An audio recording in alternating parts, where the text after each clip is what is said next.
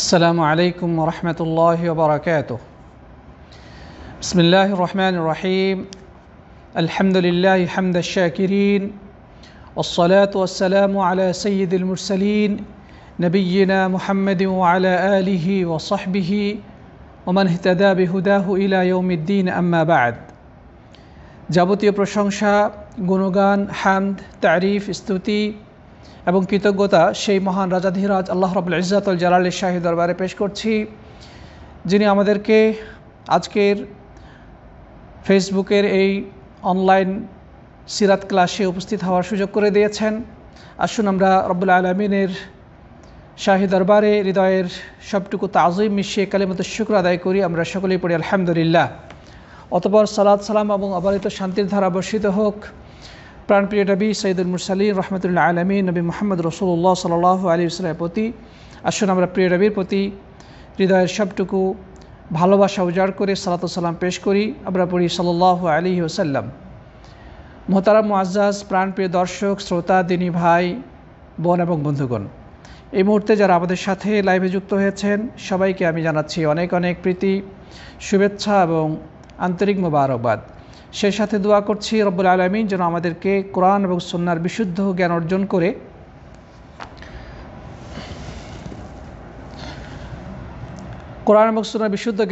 করে সে আলোকে আমাদের ব্যক্তি জীবন থেকে শুরু করে আমাদের পারিবারিক, সামাজিক এবং সমাজের প্রতিটি স্তরে আল্লাহর এই বিধানগুলোকে বাস্তবায়ন করার তৌফিক দান করেন। আমরা পড়ি আল্লাহুম্মা আমিন। তারপরে আমার আওয়াজ শুনতে কোনো সমস্যা হচ্ছে কিনা দয়া করে আপনারা কমেন্টে জানাবেন, এবং সেই সাথে আমি অনুরোধ করব যথারীতি আপনারা আমাদের এই লাইভটিকে শেয়ার করে নেবেন। আল্লাহ তাআলা সবাইকে তৌফিক দান করুন, আল্লাহুম্মা আমিন। প্রিয় দর্শক শ্রোতা, দিনী ভাই বন্ধুগণ, আজকে আমরা সিরাত ক্লাসের অন্যতম একটি গুরুত্বপূর্ণ বিষয় পাঠ করব। সেটি হচ্ছে আল্লাহ রাসূল সাল্লাল্লাহু আলাইহি ওয়াসাল্লামের প্রতি যে ওহী অবতীর্ণ হয়েছিল সে ওহীর প্রকারভেদ এবং নবী আকরাম সাল্লাল্লাহু আলাইহি ওয়াসাল্লাম যে সকল আয়াতের মাধ্যমে রাসূল হয়েছিলেন সে সকল আয়াতের মূল বক্তব্য বা লক্ষ্য উদ্দেশ্য। সাথী বন্ধুগণ, আমরা ইতিপূর্বে গত ক্লাসে আলোচনা করেছিলাম যে রাসূল আকরাম সাল্লাল্লাহু আলাইহি ওয়াসাল্লাম কীভাবে নবী হয়েছিলেন বা কিভাবে তিনি নবুয়ত প্রাপ্ত হয়েছিলেন সেই বিষয়টি নিয়ে আমরা গত ক্লাসে আলোচনা করেছি। আমরা জেনেছি যে রাসূল আকরাম সাল্লাল্লাহু আলাইহি ওয়াসাল্লাম মক্কায় একজন সম্মানিত, সচেতন, বিচক্ষণ, মানব উপকারী এবং অত্যন্ত উন্নত চরিত্রের অধিকারী বিশ্বস্ত যুবক হিসেবে সকলের কাছে সুপরিচিত ছিলেন। কিন্তু মক্কার জাহেলিয়াতের যে জমাট বাঁধা অন্ধকার, চতুর্দিকে অন্যায়, পাপাচার এবং আল্লাহদ্রোহীমূলক কার্যক্রম, মানুষের ভিতরে যে সমস্ত অন্যায় পাপকর্ম পরিলক্ষিত হচ্ছিল এগুলো তিনি অত্যন্ত অসন্তুষ্ট হয়ে গেছিলেন। তিনি বিরক্ত এবং মানসিকভাবে তিনি খুবই অসুস্থ হয়ে পড়েছিলেন, যার কারণে তিনি এই লোকালয় ছেড়ে, এই বিষাক্ত, এই অন্ধকারচ্ছন্ন জাহেলিয়াতপূর্ণ লোকালয় ছেড়ে তিনি নির্জনতাকে পছন্দ করা শুরু করলেন এবং তিনি এমন একটি স্থান নির্বাচন করলেন যেই স্থানে সাধারণত কোনো মানুষ অবস্থান করতে পারে এমনটি কেউ কল্পনা করে নাই। আর তা হলো মক্কা থেকে উত্তর পূর্ব কোণে, প্রায় উত্তর পূর্ব কোণে 3 মাইল দূরে অবস্থিত জাবালুন নূর তথা নূর পর্বতের একেবারে শীর্ষ চূড়ায় হেরা নামক গর্তে একটি বিশাল পাথরের গুহায় অবস্থান করতে শুরু করলেন এবং তার উপরে সর্বপ্রথম ওহী নাজিল হওয়ার পূর্বে 3 বছর যাবৎ প্রতি বছর 1 মাস করে সেখানে অবস্থান করতেন এবং এই বিশ্বের রূপরেখা কিভাবে পরিবর্তন করা যায়, কিভাবে মানুষকে পরিবর্তন করা যায়, মানুষকে কল্যাণের পথে আনা যায়, মানুষের ভিতর থেকে অন্ধকার দূরীভূত করা যায়, কিভাবে সত্যের আলো প্রজ্বলিত করা যায়, এই বিষয়গুলো নিয়ে তিনি চিন্তা ভাবনা করতেন এবং সেখানে দ্বীন ইব্রাহিম অনুযায়ী আল্লাহ সুবহানাহু ওয়া তাআলা ইবাদত বন্দেগী করতেন এবং একাধারে কয়েক রাত্রি সেখানে অবস্থান করতেন। যাওয়ার সময় তিনি তার খাদ্য পানীয় ইত্যাদি প্রয়োজনীয় সামগ্রী নিয়ে যেতেন, সেগুলো শেষ হলে আবার ফিরে আসতেন এবং তার প্রিয়তমা স্ত্রী খাদিজা রাদিয়াল্লাহু তাআলার নিকট থেকে আরও কিছু প্রয়োজনীয় সামগ্রী নিয়ে আবার সেই গর্তে চলে যেতেন এবং সেখানে তিনি আল্লাহ সুবহানাহু ওয়া তাআলা ইবাদত বন্দেগী করতেন এবং এই বিষাক্ত পৃথিবীকে কিভাবে সংশোধন করা যায়, কিভাবে মানুষের নীতি নৈতিকতা চরিত্রের মধ্যে পরিবর্তন আনা যায়, এই বিষয়গুলো নিয়ে তিনি চিন্তা গবেষণা করতেন। তো যাই হোক, তার বয়স যখন 40 বছর, আরও নির্দিষ্ট করে বলতে গেলে 40 বছর 6 মাস 12 দিন, তখন ছিল রমজান মাস, 21 তারিখ মানে 20 তারিখ দিবাগত রাত, 21শে রমজান সোমবার, সন্ধ্যা ঘনিয়ে এসেছে, চতুর্দিকে অন্ধকার নেমে এসেছে। এমন একটি জনমানবহীন নির্জন গুহায়, নির্জন প্রান্তরে তিনি যথারীতি অবস্থান করছেন। ইতিমধ্যে জিবরাইল আমিন আল্লাহ রাব্বুল আলামিনের নির্দেশক্রমে তার কাছে আসেন এবং তাকে বলেন, ইকরা, তুমি পাঠ করো। তিনি বললেন, মা আনা বিকারি, আমি পাঠ করতে জানি না। এরপরে তিনি তাকে জোরে চেপে ধরলেন। রাসূল সাল্লাল্লাহু আলাইহি ওয়াসাল্লাম বললেন যে এত জোরে চেপে ধরেছিলেন যেন আমার নিঃশ্বাস বের হয়ে যাবে, আমি খুবই কষ্ট পেয়েছিলাম। এরপরে তাকে ছেড়ে দিয়ে আবারও বললেন, তুমি পড়ো। তিনি বললেন, আমি পড়তে জানি না। তিনি আবারও সজোরে চেপে ধরলেন, তাকে ছেড়ে দিয়ে তৃতীয়বার আবারও শক্ত করে চেপে ধরলেন, তারপরে ছেড়ে দিয়ে বললেন যে আমার সাথে সাথে পড়ো, ইকরা বিসমি রাব্বিকাল্লাযী খালাক, খালাকাল ইনসানা মিন আলাক, ইকরা ওয়া রাব্বুকাল আকরাম আল্লাযী আল্লামা বিল কলম, আল্লামাল ইনসানা মা লাম ইয়ালাম। সূরা আলাকের প্রথম 5টি আয়াত তার উপরে আল্লাহর পক্ষ থেকে অবতীর্ণ হলো এবং এটি হচ্ছে ওয়াহী নাজিলের সূচনা বা কোরআন নাজিলের প্রারম্ভিকা। আল্লাহ সুবহানাহু ওয়া তাআলা এই পুরা 30 পারা কোরআন তার উপরে অবতীর্ণ করেন। তার সূচনা হয়েছিল সেই হেরা পর্বতের নির্জন গুহা থেকে, যে আয়াতে কারিমার উদ্দেশ্য ছিল এই অন্ধকার সমাজকে বিদরিত করার জন্যে লেখাপড়া বা জ্ঞান অর্জনের কোনো বিকল্প নেই। তাই তো আল্লাহ সুবহানাহু ওয়া তাআলা সর্বপ্রথম নির্দেশ দিলেন, পাঠ করো, পড়ো, তোমার প্রতিপালকের নামে যিনি সৃষ্টি করেছেন। এখানে স্রষ্টা পরিচয় দেওয়া হলো। তারপরে আল্লাহ সুবহানাহু ওয়া তাআলার সম্মানের ব্যাপারটি তুলে ধরা হলো। মানুষের সৃষ্টি রহস্য সম্পর্কে ইঙ্গিত দেওয়া হলো। শিক্ষার উপকরণ কলম সম্পর্কে বলা হলো। মানুষকে আল্লাহ তাআলা যা সে জানতো না সে বিষয়ে জ্ঞান দিয়েছেন, সেই বিষয়টি উপস্থাপন করা হলো। এইভাবে শিক্ষা, জ্ঞানার্জন, শিক্ষার উপকরণ, বিজ্ঞান চর্চা, এই বিষয়গুলোর মাধ্যমেই আল্লাহ সুবহানাহু ওয়া তাআলা এই বিশ্ব মানবতাকে পরিবর্তন করার নির্দেশ দিলেন। এটি হচ্ছে কোরআনে কারিমের নাজিলের সূচনা। খ্রিস্ট হিসাবে 610 খ্রিস্টাব্দ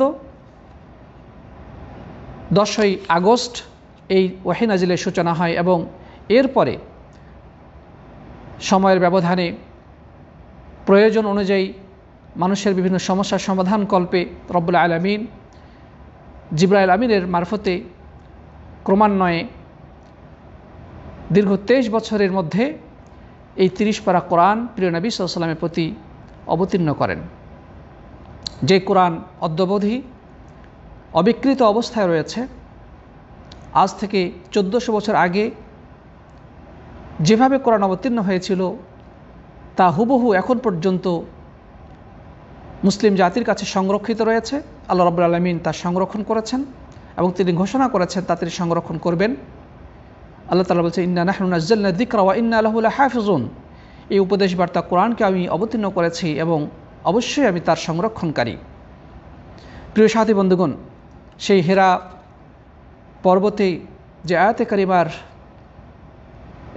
আয়াতে কারিমাগুলো নাজিল হয়েছিল, তারপর থেকে এই দীর্ঘ 23 বছরের ব্যবধানে যে কোরআন প্রিয় নবীর প্রতি নাজিল হয়েছিল, সেই কোরআনের প্রত্যেকটি আয়াত মানব জাতির কল্যাণে নিবেদিত, মানুষকে সঠিক দিক নির্দেশনা দিয়েছে, মানুষকে সত্যের পথ দেখিয়েছে, অজ্ঞতার অন্ধকার দূর করেছে, মানুষকে সভ্যতা শিক্ষা দিয়েছে, মানুষকে জ্ঞান গরিমা এবং বিজ্ঞান এবং উন্নয়নের পথ দেখিয়েছে।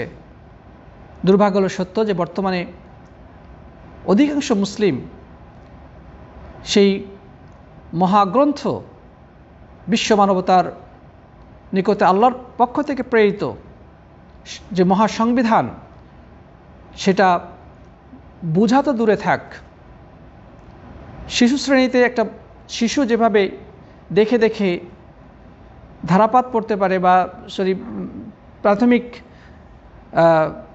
শিক্ষার যে বইগুলো সেগুলো পড়তে পারে, অনেক মুসলিম যাদের বয়স 40, 50, 60, 70 হয়ে গেছে, তারা কোরআনে কারীম সেই শিশুর মতো দেখে দেখে পড়ার মতো যোগ্যতা রাখে না। নাউজুবিল্লাহি মিন যালিক। এটি মানব জাতির জন্যে বড়ই পরিতাপের বিষয়, বিশেষ করে যারা নিজেদেরকে মুসলিম হিসেবে দাবি করছে কিন্তু আল্লাহর পক্ষ থেকে সেই মহাসংবিধান, মহাগ্রন্থ সম্পর্কে গাফিল, উদাসীন, অসচেতন। তাদের প্রতি আফসোস এবং করুণা করা ছাড়া কিছুই নেই। আমরা দোয়া করব আল্লাহ যেন তাদেরকে হেদায়েত দান করেন এবং মৃত্যুর পূর্বে তারা যেন একটিবার হলেও এই কোরআনে কারীম পড়ার যোগ্যতা অর্জন করতে পারেন। কোরআনে কারীম শুধু পড়লেই তো হবে না, এর ব্যাখ্যা বিশ্লেষণ জানতে হবে, এটা নিয়ে গবেষণা করতে হবে। কোরআন গবেষণার মাধ্যমে আমাদের শিক্ষা, সংস্কৃতি, আমাদের অর্থনীতি, আমাদের চিন্তার জগৎ, আমাদের সমাজ, রাজনীতি, আমাদের রাষ্ট্র, সংবিধান সব কিছুই পরিবর্তন করতে হবে। যতদিন পর্যন্ত আমরা এই কোরআনকে আমাদের জীবনের প্রত্যেকটি ক্ষেত্রে সংবিধান হিসেবে গ্রহণ করতে না পারবো, ততদিন পর্যন্ত আমরা কোরআনকে অবহেলাকারী, কোরআনকে আমরা অবহেলা করেছি, কোরআনের প্রতি পৃষ্ঠ প্রদর্শন করেছি বলেই পরিগণিত হবে। আল্লাহর কাছে আমরা ক্ষমা চাই। আল্লাহ যেন আমাদের সবাইকে কোরআনমুখী হওয়ার তৌফিক দান করেন এবং আমাদের মাঝে যে গাফলতি এবং অলসতার ঘুম রয়েছে, আমরা যে ঘুমের ঘরে আচ্ছন্ন, আল্লাহ যেন আমাদের সবাইকে সেই ঘুম থেকে জাগ্রত হওয়ার তৌফিক দান করেন। আল্লাহুম্মা আমিন। প্রিয় সাথী বন্ধুগণ, যাই হোক, এরপরে রাসূল আকরাম সাল্লাল্লাহু আলাইহি ওয়াসাল্লাম সেই হেরা পর্বতে জিবরাইল আমিনের সাথে তার এই ঘটনা ঘটে যাওয়ার পরে তিনি আতঙ্কিত হয়ে পড়লেন এবং ভীত সন্ত্রস্ত অবস্থায় প্রকম্পিত হৃদয়ে তার প্রিয়তমা স্ত্রী, তার উপদেষ্টা, তার সাহায্যকারী বন্ধু, তার সঙ্গিনী মা জননী খাদিজা বিনতে খুয়াইলিদ রাদিয়াল্লাহু তাআলা আনহার কাছে ফিরে আসলেন। তাকে বললেন, আমাকে চাদর দ্বারা ঢেকে দাও। তাকে চাদর দ্বারা ঢেকে দেওয়ার পরে তিনি যখন একটু শান্ত হলেন, তার ভয়টা কেটে গেল, তখন তিনি বললেন, ইন্নী খাশিতু আলা নাফসি, আমার নিজের ব্যাপারে ভয় হচ্ছে। তারপরে খাদিজা রাদিয়াল্লাহু তাআলা আনহা সেক্ষেত্রে একজন বিজ্ঞ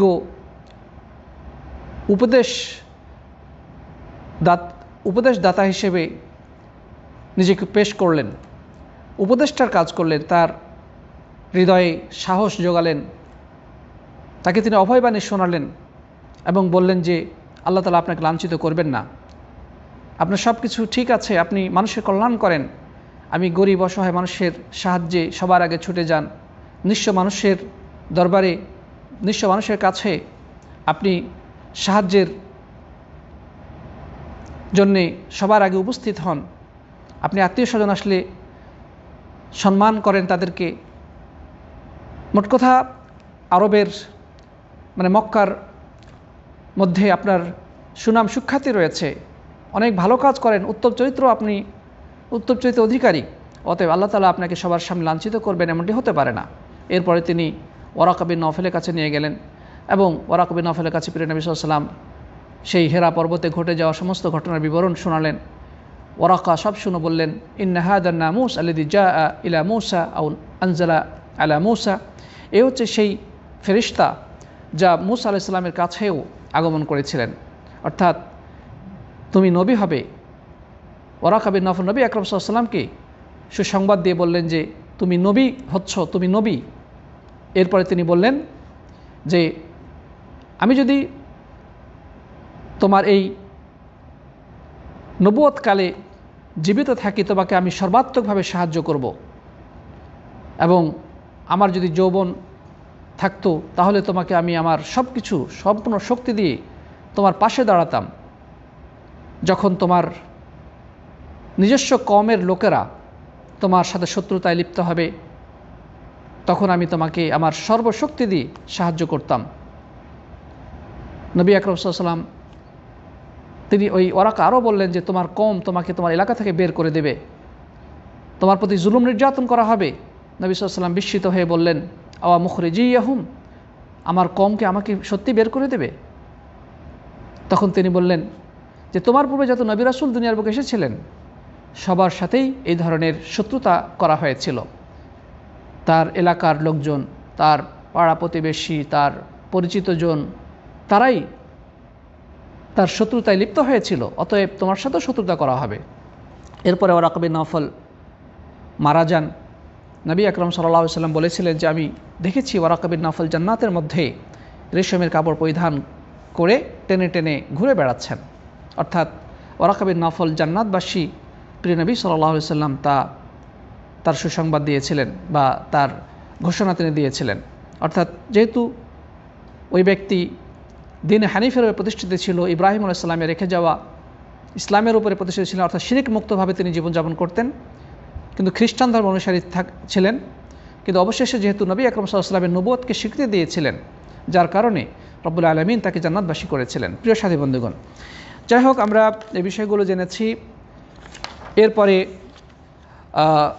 নবী আকরাম সাল্লাল্লাহু আলাইহি ওয়াসাল্লাম এর অন্তরে যেহেতু একটা ভয় ঢুকে গেছে, তিনি একটু আতঙ্কিত হয়ে পড়েছেন, যার কারণে আল্লাহ সুবহানাহু ওয়া তাআলা তারপরে জিবরাইল আমিন আসার ব্যাপারে কয়েকদিন বিরত রাখা হয়েছিল, জিবরাইল আমিনকে বিরত রাখা হয়েছিল। ইবনে সাদ বলছেন যে কয়েকদিন যাবৎ জিবরাইল আমিন তার কাছে আর আসেন নাই, ওহী নিয়ে আগমন করেন নাই, যেন তার মনটা একটু শক্ত হয়, ভিতর থেকে ভয় ভীতিটা কেটে যায়। যাই হোক কয়েকদিন যাওয়ার পরে একদিন প্রিয় নবী সাল্লাল্লাহু আলাইহি ওয়াসাল্লাম রাস্তায় হাঁটতেছেন, সেটা হচ্ছে মক্কার বাতহা নামক এলাকায়। তিনি পথ চলছেন, ইতিমধ্যে আকাশে বিশাল একটা আওয়াজ শুনতে পেলেন। আসমানের দিকে তিনি মাথা উত্তোলন করে দেখতে পেলেন যে জিবরাইল আমিন মানে পুরো আসমান এবং জমিনের মাঝে চেয়ারের উপরে মহাশূন্যে অবস্থান করছে। এবং হাদিসে বর্ণিত হয়েছে যে এই সময় যেন পূর্ব পশ্চিম দিগন্তকে যেন ঘিরে ফেলেছে, এত বড়। এবং সহিহ মুসলিমের বর্ণনা অনুযায়ী এই সময় জিবরাইল আমিনের 600 ডানা দেখা গিয়েছে, সিত্তুমিয়াত জানাহ। প্রিয় উপস্থিতির সাথে বন্ধুগণ, অর্থাৎ জিবরাইল আমিনকে আল্লাহ রাসূল সাল্লাল্লাহু আলাইহি ওয়াসাল্লাম এই জায়গায় তার নিজস্ব আকৃতি দেখেছিলেন। ইনশাআল্লাহ সামনে আলোচনা আমরা করব। এরপরে তিনি আবারও ভয় পেয়ে গেলেন, তিনি আতঙ্কিত হয়ে আবারও খাদিজা রাদিয়াল্লাহু আনহার কাছে আগমন করলেন, এসে বললেন জাম্মিলুনি আও দাসিরুনি, তোমরা আমাকে চাদর দ্বারা ঢেকে দাও। আবার চাদর দিয়ে ঢেকে দেওয়া হলো। কিছুক্ষণ পরে তার ভিতর থেকে যখন সেই ভয় আতঙ্ক বিদরিত হলো, আল্লাহ সুবহানাহু ওয়া তাআলা এই সময় তার উপরে কোরআনে কারীমের আরও 5টি আয়াত নাজিল করলেন। তা হচ্ছে সূরা মুদ্দাসসিরের 1 থেকে 5 নম্বর আয়াত। আল্লাহ সুবহানাহু ওয়া তাআলা সেখানে বললেন, ইয়া আইয়ুহাল মুদ্দাসসির, হে চাদর আবৃত ব্যক্তি, কুম ফাআনজির, উঠে দাঁড়াও এবং সাবধান করো। ওয়ারাব্বাকা ফাকাব্বির, এবং তোমার রবের বড়ত্বের ঘোষণা দাও, শ্রেষ্ঠত্বের ঘোষণা দাও। ওয়াসিয়াবাকা ফাতাহহির, এবং তোমার কাপড় পরিচ্ছন্ন করো। দুঃখিত, গত আয়াতটি উচ্চারণে ভুল হয়েছিল, ফাতাহহার না ফাতাহহির। ওয়াসিয়াবাকা ফাতাহহির, এবং তুমি তোমার পোশাক পরিচ্ছন্ন করো, পবিত্র করো। ওর রুজ্জা ফাহজুর, এবং নাপাকি থেকে দূরে থাকো। ওয়ালা তামনুন তাস্তাকসির, এবং অধিক পাওয়ার আশায় তুমি কাউকে কোনো কিছু দান করো না। ওয়ালি রব্বিকা ফাসবির, এবং তোমার রবের উদ্দেশ্যে তুমি ধৈর্যের পরিচয় দাও, সবর করো। এই 5টি আয়াতের মাধ্যমে আল্লাহ সুবহানাহু ওয়া তাআলা তাকে রাসূল হিসেবে দায়িত্ব প্রদান করলেন। আলেমগণ বলেছেন যে সূরা আলাকের প্রথম 5টি আয়াত নাজিলের মাধ্যমে তিনি নবুয়ত প্রাপ্ত হয়েছেন, আর সূরা মুদ্দাসসিরের 5টি আয়াতের মাধ্যমে তিনি রিসালাতের দায়িত্ব প্রাপ্ত হয়েছেন।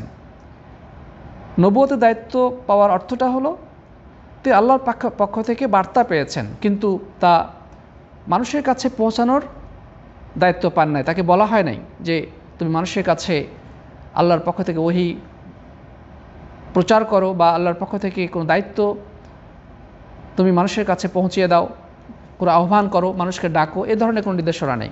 তিনি জাস্ট আল্লাহর পক্ষ থেকে নির্দেশনা পেয়েছেন, তিনি নবুয়তের দায়িত্ব লাভ করেছেন। কিন্তু রিসালাতের দায়িত্বের অর্থটা হলো, যদি রাসূল হয়েছেন তার মানেটা হলো এখন তার দায়িত্ব মানুষের কাছে আল্লাহর পক্ষ থেকে প্রেরিত ওয়াহী প্রচার করা, মানুষকে সেদিকে আহ্বান করা, মানুষকে সতর্ক করা, সাবধান করা। এবং তখন মক্কার চতুর্দিকে যে মূর্তি পূজার ছড়াছড়ি, যে পাপের মহা সয়লাব বয়ে চলেছে, বরং সারা বিশ্বব্যাপী যে আল্লাহ দ্রোহিতামূলক কার্যক্রম চলছে, তার ব্যাপারে মানুষকে সতর্ক করো, সাবধান করো, মানুষকে আল্লাহর পথে আহ্বান করো। তো নবী হওয়ার অর্থ হলো যে তিনি নিজে নিজে আল্লাহর পক্ষ থেকে বার্তা পেয়েছেন, কিন্তু সেটা মানুষের কাছে প্রচারের দায়িত্ব পান নাই। কিন্তু রাসূল হওয়ার মানেটা হলো যে মানুষের কাছে সেই বার্তাগুলোকে প্রচারের দায়িত্ব পেয়েছেন, মানুষকে সতর্ক করতে হবে, মানুষকে দাওয়াত দিতে হবে, অন্যায়ের প্রতিবাদ করতে হবে। এটা হচ্ছে রাসূলের দায়িত্ব। প্রিয় সাথী বন্ধুগণ, তাহলে আল্লাহ সুবহানাহু ওয়া তাআলা এভাবে তাকে নবুয়ত এবং রিসালাতের দায়িত্ব প্রদান করেন। এরপরে আল্লাহ রাসূল সাল্লাল্লাহু আলাইহি ওয়াসাল্লাম সেই দায়িত্ব এমনভাবে পালন করেছেন যে পরিপূর্ণভাবে সেই দায়িত্ব পালন করেছেন। এতটুকু তিনি কার্পণ্য করেননি, এতটুকু অলসতা করেননি, অবহেলা তাকে কখনো স্পর্শ করতে পারেনি। তিনি তার সর্বশক্তি দিয়ে আল্লাহর পক্ষ থেকে প্রেরিত বার্তাকে, আল্লাহর পক্ষ থেকে প্রেরিত ওয়াহীকে, আল্লাহর পক্ষ থেকে প্রেরিত নির্দেশনাকে, আদেশ নিষেধকে, হুকুম আহকামকে তার উম্মতের কাছে প্রেরণ করেছেন। তার অনুসারী সাহাবায়ে কেরামকে হাতে কলমে শিক্ষা দিয়েছেন, নিজে বাস্তবায়ন ঘটিয়ে তার নিজে তা প্রমাণ করে দেখিয়েছেন। এভাবে আল্লাহ রাসূল সাল্লাল্লাহু আলাইহি ওয়াসাল্লাম বিশ্ব মানবতার সামনে এই মুক্তির মহাপায়গাম ইসলামকে রেখে গিয়েছেন। সেই ইসলাম আজকে আমরা কালান্তর অতিক্রম করে অর্জন করতে পেরেছি আল্লাহর অনুগ্রহে। আমরা যদি সেই ইসলামের বার্তাকে নিজেদের হৃদয়ে ধারণ করতে ব্যর্থ হই, আল্লাহর পক্ষ থেকে প্রেরিত সেই নির্দেশকে যদি আমরা বাস্তবায়ন ঘটাতে অবহেলা এবং অলসতার প্রমাণ দেই, আমরা যদি মুখ ফুরিয়ে চলি, আল্লাহ রাব্বুল আলামিনের অধিকার রয়েছে তিনি আমাদেরকে কঠিন শাস্তির সম্মুখীন করবেন। সুতরাং প্রিয় সাথী বন্ধুগণ, আল্লাহ রাসূল সাল্লাল্লাহু আলাইহি ওয়াসাল্লাম যেই ওয়াহী, যে বার্তা বিশ্ব মানবতার সামনে রেখে গিয়েছেন, সকল মানুষের জন্য অপরিহার্য হচ্ছে, সে যে ধর্মেরই অনুসারী হোক না কেন, সকল মানুষের জন্য অপরিহার্য হচ্ছে সেই ওয়াহীর কাছে এসে নতি স্বীকার করা, আল্লাহর হুকুমের আহকামের কাছে আত্মসমর্পণ করা, ইসলামের সামনে নিজেকে সঁপে দেওয়া, নিজের ইচ্ছা, নিজের মতবাদ, নিজের ভালোবাসা, নিজের ব্যক্তিগত আইডিওলজি, থিওলজি, তার অনুসরণীয় ব্যক্তি সব কিছুকে পরিত্যাগ করে এক আল্লাহর নির্দেশের কাছে স্যারেন্ডার করা, প্রিয় নবী সাল্লাল্লাহু আলাইহি ওয়াসাল্লামের হুকুম আহকামের কাছে নিজেকে সমর্পণ করা, এটি বিশ্ব মানবতার সকলের জন্য অপরিহার্য দায়িত্ব। অন্যথায় প্রতিটি মানুষই জাহান্নামের ভয়াবহ আগুন নিক্ষিপ্ত হবে, কেউ মুক্তি পাবে না। মুক্তি পাওয়ার কোনো সম্ভাবনা নেই যতক্ষণ পর্যন্ত আল্লাহ রাব্বুল আলামিনের ইবাদত যথার্থভাবে না করবে, আল্লাহ রাব্বুল আলামিনকে সত্যিকার মাবুদ হিসেবে গ্রহণ না করবে এবং রাসূল করিম সাল্লাল্লাহু আলাইহি ওয়াসাল্লামকে রাসূলের স্বীকৃতি না দেবে, ততক্ষণ পর্যন্ত কোনো মানুষই মুক্তি পাবে না। সে নিশ্চিতভাবে এক মহা ধ্বংসের দিকে এগিয়ে চলেছে, যা আল্লাহ তাআলা সূরা আসরের মধ্যে উল্লেখ করেছেন যে সময়ের কসম, আসরের কসম, নিশ্চয় মানুষ এক ধ্বংসের দিকে এগিয়ে চলেছে, এক মহা ধ্বংসের দিকে ছুটে চলেছে, এক বিপর্যয়ের দিকে তারা প্রতিনিয়ত ধাবমান। তবে যারা ঈমান এনেছে, সৎকর্ম করেছে, মানুষকে সত্যের উপদেশ দিয়েছে এবং ধৈর্য ধারণ করার পরামর্শ দিয়েছে, তারা ব্যতিরেকে। সাথী বন্ধুগণ, যাই হোক, আমরা এভাবে প্রিয় নবী সাল্লাল্লাহু আলাইহি ওয়াসাল্লামের নবী এবং রাসূল হওয়ার বিষয়টি গত ক্লাসে আলোচনা করেছি। আজকেও আমরা সেই বিষয়গুলো আবারও সংক্ষেপে আলোচনা করলাম, যেন বিষয়গুলো আমরা ভালো করে উপলব্ধি করতে পারি, বুঝতে পারি। আল্লাহ তাআলা আমাদের সবাইকে প্রিয় নবী সাল্লাল্লাহু আলাইহি ওয়াসাল্লামের সেই ওয়াহির অনুসরণ করার তৌফিক দান করেন, আল্লাহুম্মা আমিন। আজকে আমরা যে জিনিসটি জানব সেটি হচ্ছে যে ওয়াহির প্রকারভেদ। ওয়াহি মূলত কাকে বলা হয়? আমরা এখানে আরেকটা জিনিস জানবো যে ওয়াহি আসলে এটা শাব্দিক বা পারিভাষিক অর্থ কি, কাকে ওয়াহি বলতে কি বোঝায়? প্রিয় বন্ধুগণ, ওয়াহির একাধিক অর্থ রয়েছে। ওয়াহির একটি অর্থ হলো আল ইশারা, ইঙ্গিত করা, অল কিতাবা, লেখা, অল ইলহাম, হৃদয়ে গোপন প্রত্যাদেশ আসা, অল কালামুল খাফি, গোপন কথা। এগুলো হচ্ছে ওয়াহির শাব্দিক অর্থ, যা আল কামুস আল মুহিত এর গ্রন্থকার অভিধানের মধ্যে উল্লেখ করেছেন। রাগিব বলতেছেন যে আল আসলুল ওয়াহি আল ইশারাতুস সারিআহ, যে ওয়াহির মূল অর্থ হচ্ছে দ্রুত ইঙ্গিত করা, কোনো বিষয়ে দ্রুত ইশারা করা। এটা হচ্ছে ওয়াহির শাব্দিক অর্থ।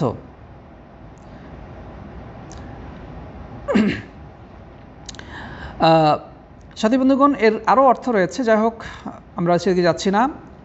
কিন্তু এখানে আমরা যে এটুকুই বলবো যে ওয়াহির যেটা শাব্দিক অর্থ সেটি হচ্ছে যে গোপনে কথা বলা বা গোপনে কোনো কিছু জানানো। সেটা হতে পারে ইশারার মাধ্যমে, হতে পারে লিখিত আকারে, অথবা কোনো বার্তার মাধ্যমে, অথবা অন্তরে কোনো বিষয় উদ্রেক করার মাধ্যমে ইত্যাদি। মানে কোনো কাজের নির্দেশনা বা ইঙ্গিত, সিগন্যাল দেওয়া, এটি হচ্ছে ওয়াহির শাব্দিক অর্থ। আর ইসলামী পরিভাষায় ওয়াহি বলা হয় যে ইলামুল্লাহ আম্বিয়াহু বিমা ইউরিদু আন ইউবাল্লিগাহু ইলাইহিম মিন শারইন আও কিতাবিন বিওয়াসিতাতিন আও গায়রি ওয়াসিতা। আল্লাহর পক্ষ থেকে নবীদেরকে তিনি যা পৌঁছাতে চান তা জানিয়ে দেওয়া। সেটা হতে পারে কোনো বিধান, হতে পারে কোনো গ্রন্থ, সেটা সরাসরি হতে পারে অথবা কোনো মাধ্যমেও হতে পারে। মাধ্যম যেমন ফেরেশতার মাধ্যমে, জিবরাইল আমিনের মাধ্যমে, সেটা গ্রন্থ আকারে হতে পারে অথবা গ্রন্থ ছাড়াও হতে পারে। মানে নবীদের কাছে আল্লাহর পক্ষ থেকে তিনি বিশ্ব মানবতার সামনে যে বার্তাটা দিতে চান সেটা পৌঁছিয়ে দেওয়া, তাকে সেটা জানানো, এটা হচ্ছে ওয়াহি। আরেকটা অর্থ রয়েছে, সেটা হচ্ছে যে আন্নাহু মা আনজালাহুল্লাহু আলা আম্বিয়াহি ওয়া আরাফাহুম মিন আম্বাইল গায়বি ওয়াশ শারা'i ওয়াল হুকম ওয়া মিনহুম মান আতাহু কিতাবান ওয়া মিনহুম মান লাম ইউতিহি। এর অর্থ হচ্ছে যে নবীদের কাছে আল্লাহ তাআলা যা নাজিল করেছেন এবং তাদেরকে তিনি যে সকল তথ্য প্রদান করেছেন, অদৃশ্য বিষয়ে, শরীয়তের বিষয়ে, হুকুম আহকাম সম্পর্কে, এগুলোই হচ্ছে ওয়াহি। আল্লাহ তাআলা নবীদের কাছে যা প্রেরণ করেছেন এবং তাদেরকে জানিয়েছেন, সেটা অদৃশ্যের বিষয় হতে পারে, শরীয়তের কোনো বিধান, কোনো আইন কানুন, হতে পারে আল্লাহর পক্ষ থেকে কোনো বিশেষ নির্দেশ, হতে পারে সেটা নিষেধ। যা মোট কথা নবীদের কাছে আল্লাহ তাআলা যা কিছু অবতীর্ণ করেছেন সেটাই হচ্ছে ওয়াহি। সেটা কখনো কিতাব আকারে দিয়েছেন, কখনো কিতাব ছাড়া দিয়েছেন। কিতাব বলতে আসমানি কিতাব যেগুলো, যেমন কোরআন, তাওরাত, ইনজিল, জাবুর, এগুলো আসমানি কিতাব। এছাড়া আরও অনেক কিতাব ছিল, যেমন সুহফে ইব্রাহিম, মুসা, ইব্রাহিম আলাইহিস সালামের সহিফা, মুসা আলাইহিস সালামের সহিফা। আবার অনেক নবীর কাছে কোনো কিতাব নাজিল করা হয় নাই, কিন্তু তিনি তাদের কাছে ওহীর মাধ্যমে তাদের মানবতার মানুষের করণীয় বর্জনীয় সম্পর্কে নির্দেশনা দিয়েছেন। তাহলে আমরা বুঝতে পারলাম যে ওহী বলতে মূলত কী বোঝায়। এরপর আমরা যে জিনিসটি জানবো সেটা হচ্ছে ওহী কয় প্রকার। ওহীর কয়েকটি প্রকার রয়েছে। ইমাম ইবনুল কাইয়িম রাহিমাহুল্লাহ এই প্রকারভেদগুলো উল্লেখ করেছেন। প্রথমে আমরা দেখব যে ওহীর সর্বপ্রথম প্রকার কি। ওহীর প্রকারের মধ্যে একটা হচ্ছে সত্য স্বপ্ন। যেমন মা জননী আয়েশা রাদিয়াল্লাহু তাআলা আনহা বলেছেন, যা সহিহ বুখারীতে উল্লেখিত হয়েছে, যে আউয়ালু মা বুদিআ বিহি রাসূলুল্লাহ সাল্লাল্লাহু আলাইহি ওয়াসাল্লাম মিনাল ওয়াহী আর-রু'য়া আস-সাদিকা ফি আন-নাওম ফাকানা লা ইয়ারা রু'য়া ইল্লা জাআত মিথলা ফালাকিস সুবহ। যে রাসূল করিম সাল্লাল্লাহু আলাইহি সাল্লামের উপরে সর্বপ্রথম যে ওহীর সূচনা ঘটেছে তা ছিল ঘুমের মধ্যে সত্য স্বপ্ন। তিনি ঘুমের মধ্যে যে স্বপ্ন দেখতেন তা প্রভাতের আলোর মতো সুস্পষ্টভাবে বাস্তবায়িত হয়ে যেত। অর্থাৎ স্বপ্নের মারফতে প্রিয় নবী সাল্লাল্লাহু আলাইহি সাল্লামের কাছে আল্লাহর পক্ষ থেকে ওহী নাজিল হতো। বরং নবীদের স্বপ্ন ওয়াহী, নবীগণ স্বপ্নে যা দেখেন সেটা আল্লাহর তরফ থেকেই ওয়াহী হিসেবে এসে থাকে। এর মধ্যে ভুল হওয়ার কোনো সম্ভাবনা থাকে না। কিন্তু আল্লাহর নবী ছাড়া অন্য কোনো ব্যক্তির স্বপ্ন সেটা অনেক সময় সত্য হতে পারে, আবার সত্য নাও হতে পারে। মানুষ সারাদিন যা কল্পনা করে, চিন্তাভাবনা করে, সেগুলো অনেক সময় স্বপ্নের মারফতে দেখতে পাই। আবার অনেক সময় শয়তানের পক্ষ থেকে মানুষকে ভয় দেখানোর জন্যে অনেক কিছু দেখানো হয়। তো মানুষের স্বপ্ন এগুলো সত্য হয় অনেক সময়, আবার ভুল হওয়ারও সম্ভাবনা থাকে। কিন্তু নবীদের স্বপ্ন কখনোই ভুল হয় না বা হয়নি, কারণ তা ছিল আল্লাহর পক্ষ থেকে অবতীর্ণ ওয়াহী। আর আমরা যেটা পেলাম যে রাসূল করিম সাল্লাল্লাহু আলাইহি ওয়াসাল্লামের সর্বপ্রথম যে ওহী নাজিল হয়েছে তা ছিল ঘুমের মারফতে সত্য স্বপ্ন। এবং তিনি গারে হেরাতে নবুয়ত পাওয়ার আগে মোট 6 মাস ধরে এই জাতীয় স্বপ্ন দেখতেন। 6 মাস ব্যাপী তিনি এভাবে ঘুমের ঘোরে সত্য স্বপ্ন দেখতে পেতেন, যা পরবর্তীতে দিনের আলোর মতো, প্রভাতের স্বচ্ছ আলোর মতো প্রস্ফুটিত হয়ে উঠত, অর্থাৎ বাস্তবায়িত হয়ে যেত। প্রিয় সাথী বন্ধুগণ, তাহলে আমরা জানতে পারলাম নবী আকরাম সাল্লাল্লাহু আলাইহি সাল্লামের সর্বপ্রথম ওয়াহী কী ছিল। সেটি হচ্ছে সত্য স্বপ্ন। 2 নম্বর হচ্ছে প্রিয় নবী সাল্লাল্লাহু আলাইহি সাল্লামের হৃদয়ে আল্লাহর পক্ষ থেকে কোনো একটি বিষয় উদ্রেক করে দেওয়া হতো। আল্লাহ তাআলা তার অন্তরে কোনো একটা বিষয় ঢেলে দিতেন, হৃদয় দ্বারা তিনি সেটা উপলব্ধি করতে পারতেন আল্লাহর পক্ষ থেকে, যে অন্তরের মধ্যে তিনি একটা ঐশী নির্দেশ অনুভব করছেন, এটিও ওয়াহির অন্তর্ভুক্ত। যেমন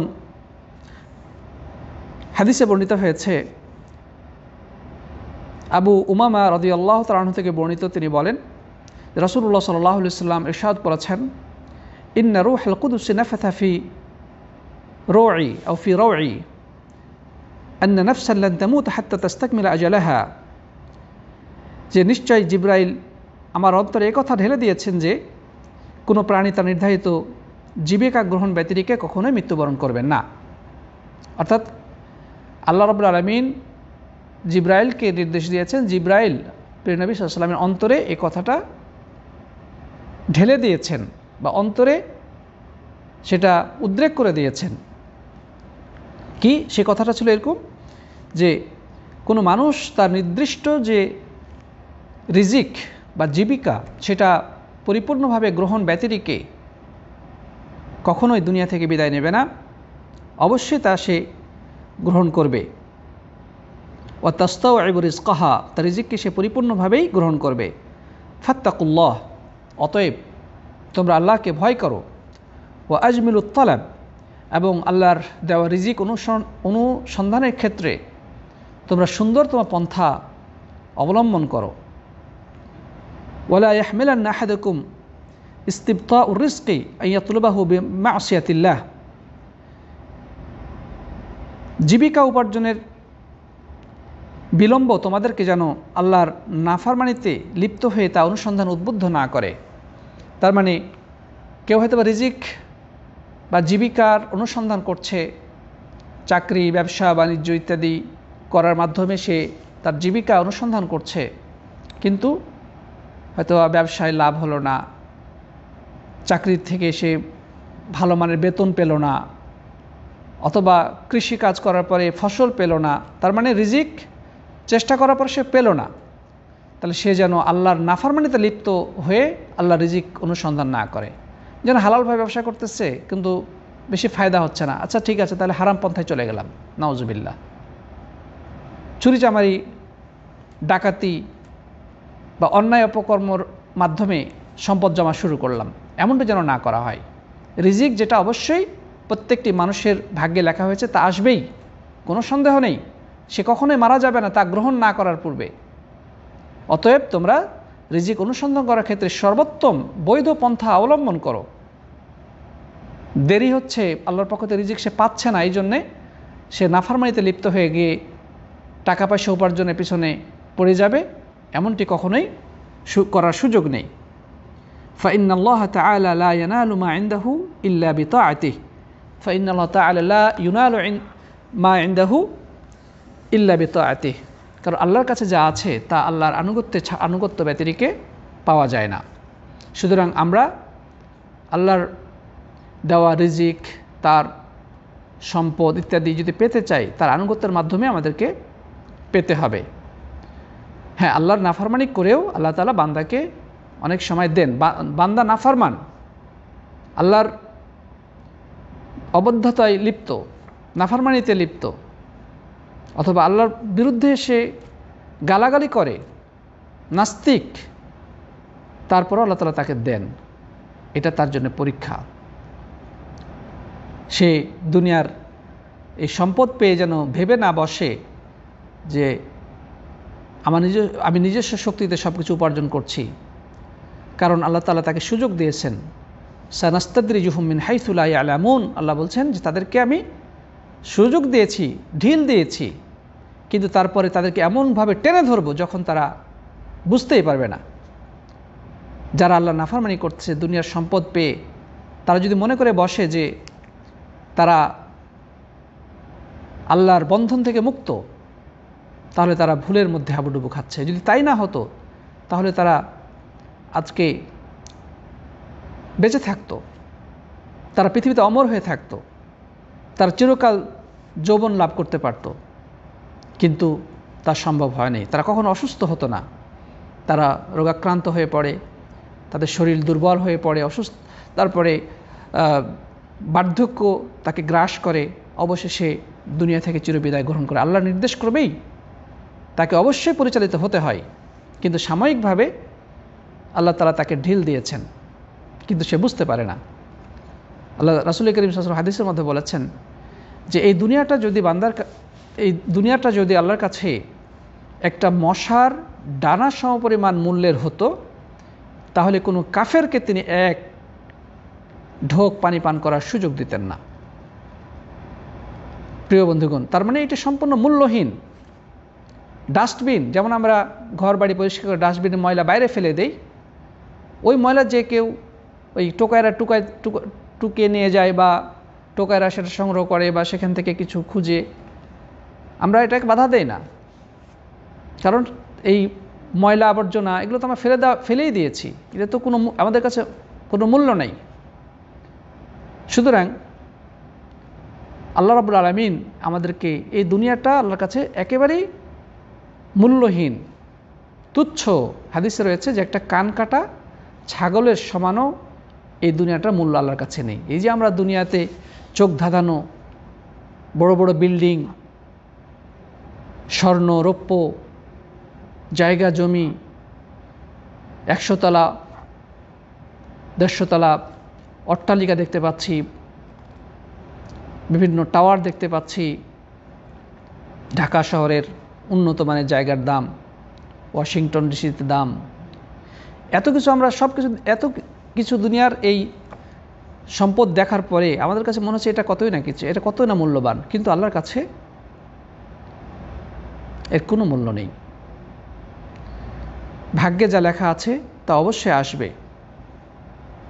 আপনি চেষ্টা করবেন, আল্লাহ তাআলা চেষ্টা করলে, আমাদের কাছে চেষ্টা করা, কিন্তু অনেক সময় চেষ্টা না করেও আল্লাহ তাআলা বান্দার ভাগ্যে দিতে পারেন, সে ক্ষমতা তার আছে।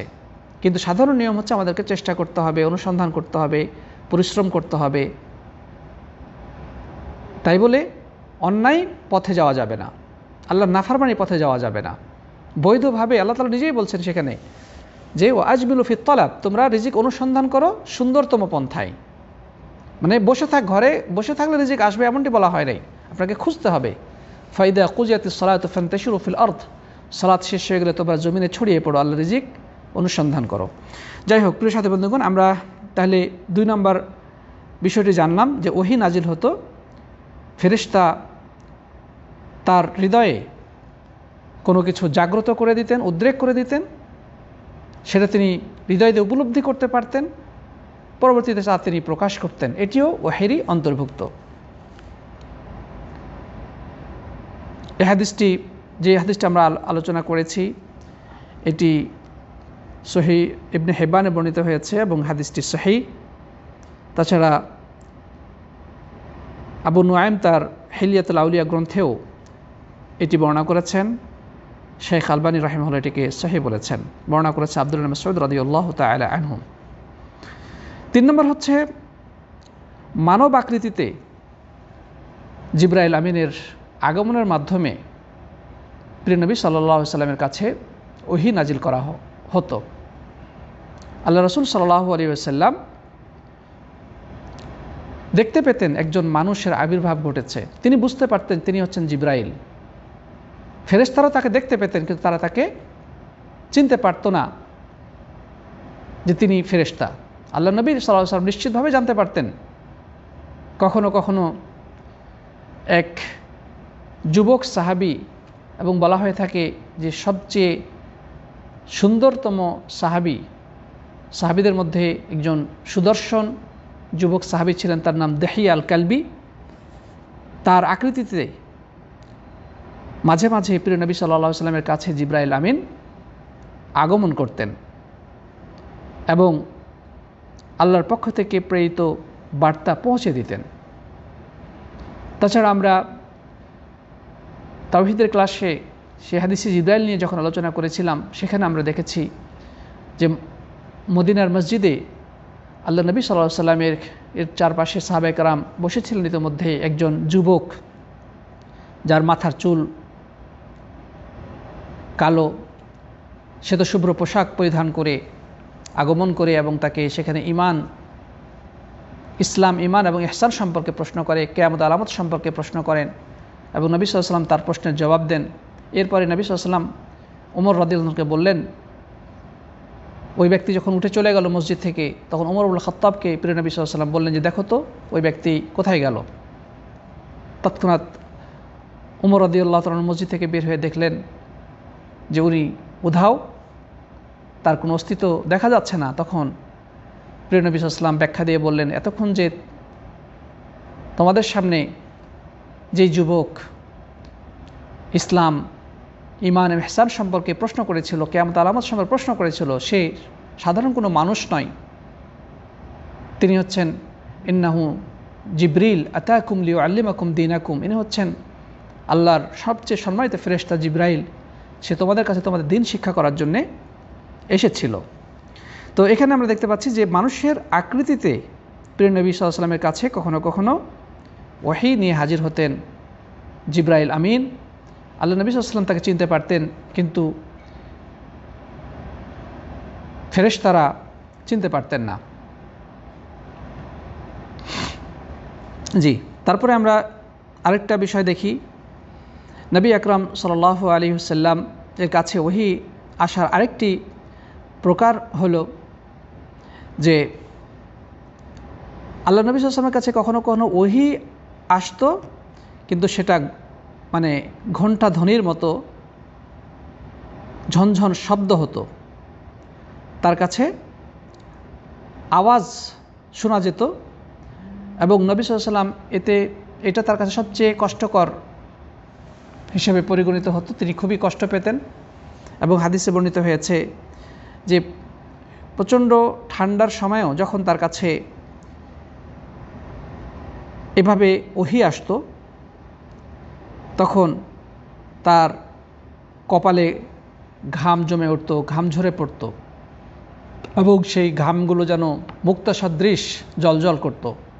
সাহাবায়ে কেরাম তা উল্লেখ করেছেন যে প্রচণ্ড ঠান্ডার দিনে যখন মানুষ ঠান্ডায় কাঁপতেছে, সে সময় আল্লাহ রাসূলের কাছে যখন এভাবে ওহী নাজিল হতো, তখন তিনি কী করতেন? তিনি ঘেমে যেতেন, তার কপালে মুক্তদানার মতো ঘাম ফুটে উঠত, ঘাম ঝরে পড়তো সেখান থেকে।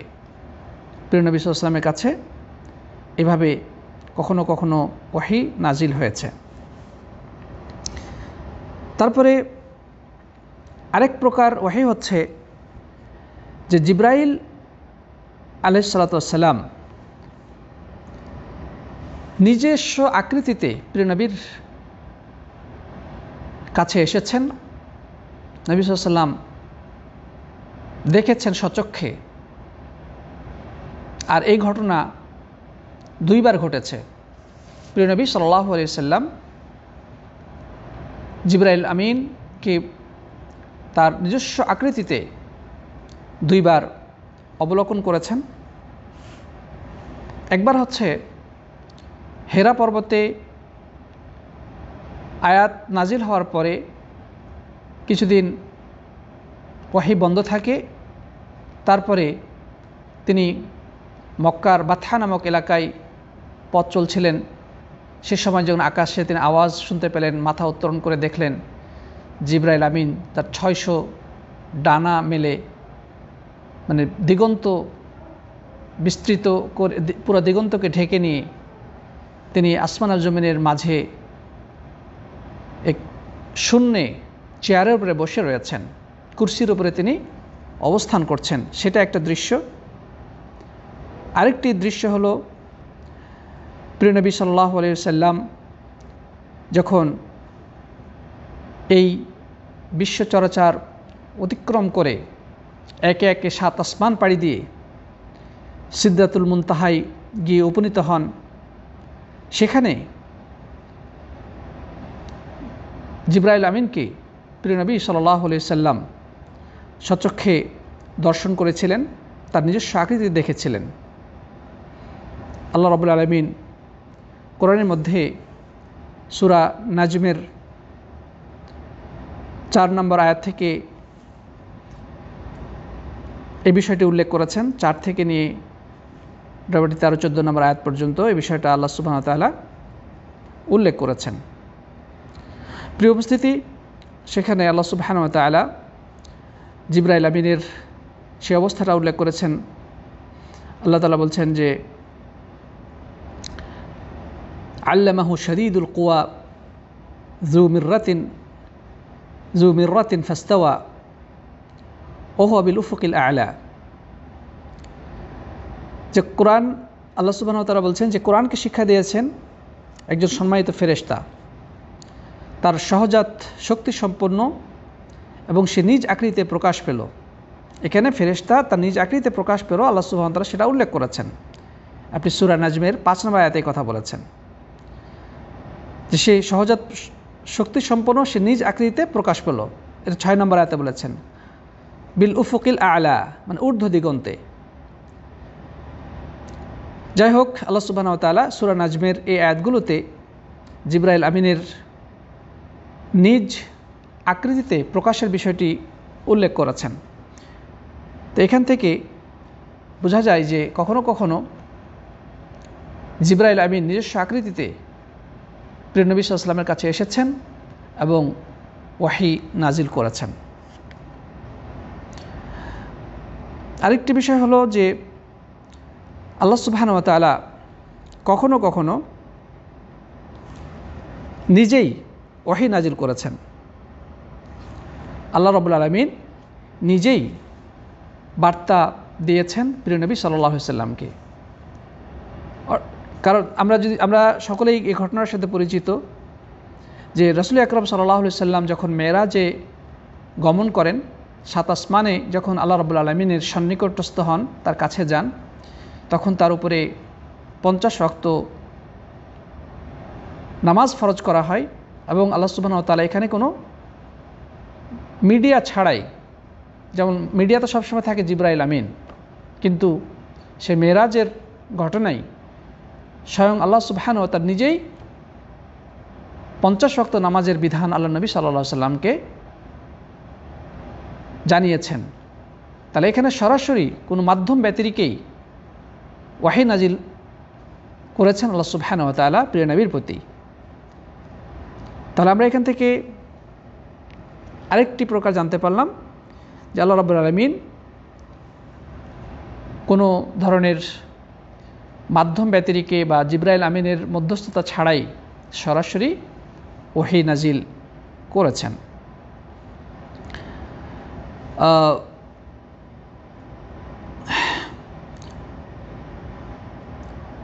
তারপরে আরেকটি বিষয় হলো যে আরেকটি বিষয় হচ্ছে যে আল্লাহ সুবহানাহু ওয়া তাআলা সরাসরি আল্লাহ নবীর সাথে কথা বলেছেন, বরং শুধু আমাদের নবী নয়, আগের নবীদের সাথেও তিনি সরাসরি কথা বলেছেন। এটি আল্লাহ তাআলা বলছেন ওয়া কাল্লামাল্লাহু মূসা তাকলিমা, আল্লাহ রাব্বুল আলামিন মূসার সাথে সরাসরি কথা বলেছেন। তাহলে আল্লাহ সুবহানাহু ওয়া তাআলা মূসা আলাইহিস সালামের সাথে কথোপকথন করেছেন। মূসা আলাইহিস সালাম আল্লাহ রাব্বুল আলামিনের কথা শুনেছেন, আল্লাহ তাআলা নিজেই মূসার সাথে কথা বলেছেন। এর দ্বারা প্রমাণিত হলো যে কখনো কখনো আল্লাহ সুবহানাহু ওয়া তাআলা কোনো কোনো নবীর সাথে ফেরেশতার মাধ্যম ব্যতিরেকে ডাইরেক্ট কথোপকথন করেছেন, এটিও একটি ওহীর অন্তর্ভুক্ত। এবং আমাদের নবী সাল্লাল্লাহু আলাইহি ওয়াসাল্লাম মেরাজের রাত্রে আল্লাহ রাব্বুল আলামিনের কথা শুনেছেন, আল্লাহ রাব্বুল আলামিন তাকে 5 ওয়াক্ত নামাজের কথা বলেছেন।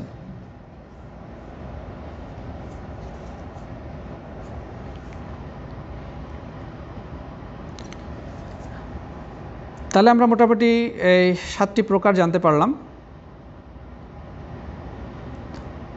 যে আল্লাহ রাব্বুল আলামিন কিভাবে নবীদের কাছে ওহী প্রেরণ করেছেন, তার বিভিন্ন পদ্ধতি আমরা এই আলোচনা থেকে বুঝতে পেরেছি, জানতে পেরেছি। তার কথা লম্বা করার সুযোগ নেই, আমাদের এখানে প্রায় মাগরিবের সময় ঘনিয়ে এসেছে। তো সাথী বন্ধুগণ, আমরা সংক্ষেপে আবারও একটু বলে দিতে চাই যে কয়েকটি মাধ্যমে আল্লাহ ওহী নাজিল হয়েছে আল্লাহ রাসূলের প্রতি বা অন্যান্য নবীদের প্রতি। তার মধ্যে 1 নম্বর হচ্ছে সত্য স্বপ্ন, যেটা নবুয়তের একদম প্রাথমিক পর্যায়ে ছিল। এরপর নবী হওয়ার পরেও বিভিন্ন সময় আল্লাহ রাসূল সাল্লাল্লাহু আলাইহি ওয়াসাল্লাম স্বপ্নের মারফতে নির্দেশ প্রাপ্ত হয়েছেন, এটিও ওহীরই অন্তর্ভুক্ত। তারপরে ফেরেশতার মাধ্যমে আল্লাহ তাআলা কখনো কখনো নবীর হৃদয়ে কোনো কিছু জাগ্রত করে দিয়েছেন, কোনো একটা বিষয় উদ্রেক করেছেন, এটিও ওহীর অন্তর্ভুক্ত। 3 নম্বর হচ্ছে ফেরেশতা তার নিজস্ব আকৃতিতে আল্লাহ রাসূলের সাথে দেখা করেছেন, না এটাকে আমরা পরে বলি। 3 নম্বর হচ্ছে যে ফেরেশতা মানুষের আকৃতি নিয়ে নবী আকরাম সাল্লাল্লাহু আলাইহি ওয়াসাল্লামের কাছে কখনো কখনো আগমন করেছেন এবং আল্লাহর পক্ষ থেকে বার্তা পৌঁছিয়ে দিয়েছেন। 4 নম্বর হলো যে ফেরেশতাকে সরাসরি দেখা যেত না, কিন্তু একটা ঘণ্টা ধ্বনির মতো আওয়াজ শোনা যেত, যেটা আল্লাহ নবী সাল্লাল্লাহু আলাইহি ওয়াসাল্লাম শুনতে পেতেন এবং এটা তার জন্য খুবই কষ্টদায়ক ছিল। তিনি ঠান্ডার মধ্যেও ঘেমে যেতেন, তার কপাল বেয়ে ঘাম ঝরে পড়ত।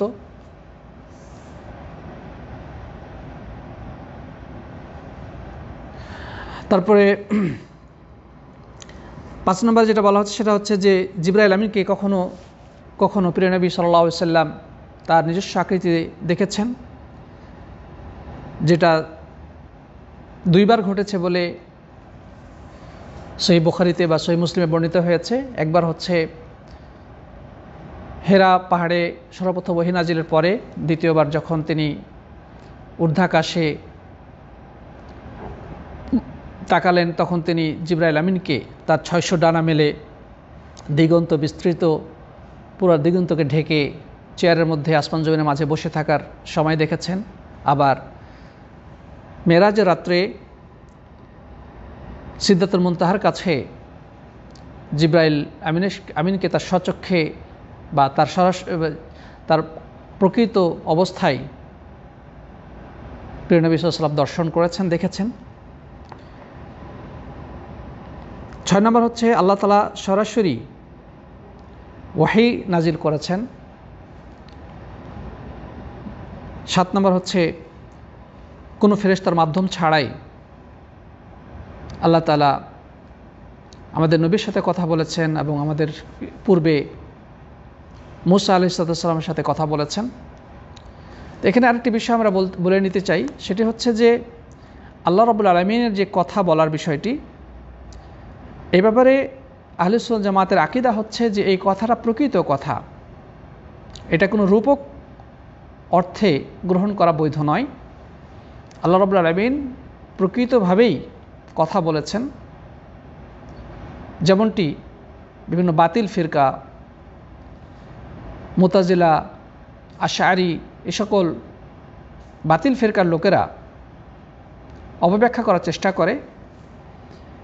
তারা আল্লাহ রাব্বুল আলামিনের এই কথা বলার সিফাতটিকে অস্বীকার করার চেষ্টা করে, কিন্তু এই অপচেষ্টা ছাড়া কোনো কিছু নয়। কারণ আল্লাহ সুবহানাহু ওয়া তাআলা যেহেতু বলছেন ওয়াকাল্লামাল্লাহু মূসা তাকলিমা, এখানে আরবি গ্রামাটিক্যাল দৃষ্টি থেকে আলেমগণ যেটি বলেছেন যে সেটি হচ্ছে যে যখন কোনো ফেলকে তার মাসদার উল্লেখ করার মাধ্যমে তাকিদ দেওয়া হয়, তখন সেখানে মাজাজ বা রূপক অর্থ নেওয়ার কোনো সুযোগ থাকে না। ওয়াকাল্লামাল্লাহু মূসা তাকলিমা, কাল্লামা মানে কথা বলেছেন আল্লাহ মূসার সাথে, তাকলিম হচ্ছে কাল্লামার মাসদার। তাহলে এই তাকলিম, এই মাসদারের মাধ্যমে কাল্লামাকে তাকিদ দেওয়া হয়েছে, এটা মাফউলে মুতলাক। সুতরাং এই ক্ষেত্রে আর এটাকে মাজাজ বা রূপক অর্থ ধরার কোনো চান্স নেই, সুযোগ নেই। পক্ষান্তরে মুতাজিলা সম্প্রদায় এবং আশআরি সম্প্রদায় তারা এটার অপব্যাখ্যা করার চেষ্টা করে। তারা বলে যে আল্লাহ তাআলা এটা প্রকৃতভাবে কথা বলেন নাই। মুতাজিলারা বলে যে আল্লাহ তাআলা গাছের উপরে কথা নাজিল করেছেন, গাছ থেকে মূসা আলাইহিস সালাম শুনেছেন। তো এগুলো হচ্ছে সম্পূর্ণ ভ্রান্ত অপব্যাখ্যা।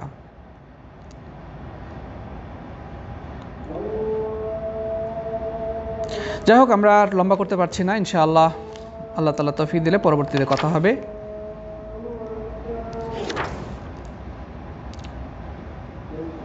আমরা গত ক্লাসে ওই যে প্রথম সূরা মুদ্দাসসিরের প্রথম 5টি আয়াতের